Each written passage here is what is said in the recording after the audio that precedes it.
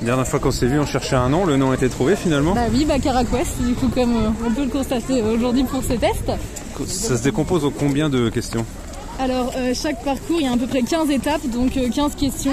Donc, on va dire 15 énigmes qui sont soit des QCM, soit des réponses libres où l'utilisateur doit taper directement la réponse, soit une géolocalisation. Donc ça, c'est l'avantage du numérique, c'est qu'on peut utiliser la géolocalisation aussi pour trouver des endroits précis dans l'espace public.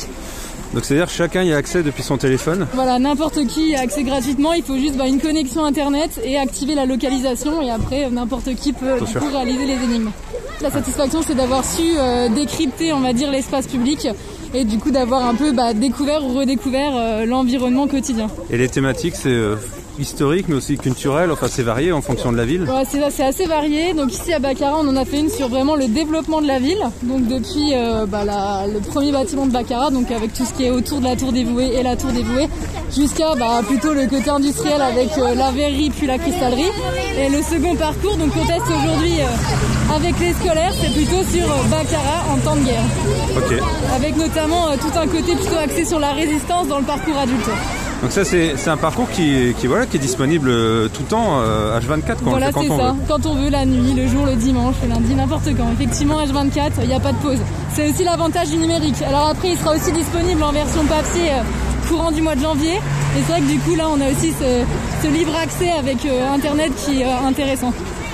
Et vous, pour l'association Eruditatum qui avait mis en place ce circuit, c'est quelque chose d'assez innovant ou vous le faites assez régulièrement? Alors c'est la deuxième fois qu'on expérimente ça. On a travaillé avec Strasbourg en mai dernier. Donc là, en fait, ce qui a changé vraiment avec Strasbourg, c'est qu'on a beaucoup plus coopéré avec les habitants et les acteurs du territoire. Parce qu'on était beaucoup en contact avec l'équipe municipale, les habitants, la maison du tourisme, et il y a eu vraiment une co-création qui s'est produite. Pour donner au final ce circuit. Voilà. C'est 4 parcours et ces circuits.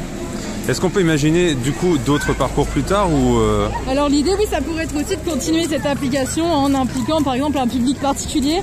On en a parlé la dernière fois rapidement, on s'est dit que ça pourrait être intéressant aussi de voir par exemple avec la maison de retraite ou je sais pas, pour qu'on ait des témoignages, des souvenirs des personnes ayant vécu à Baccarat, grandi à Baccarat, ayant vu aussi la ville évoluer exactement. Ouais.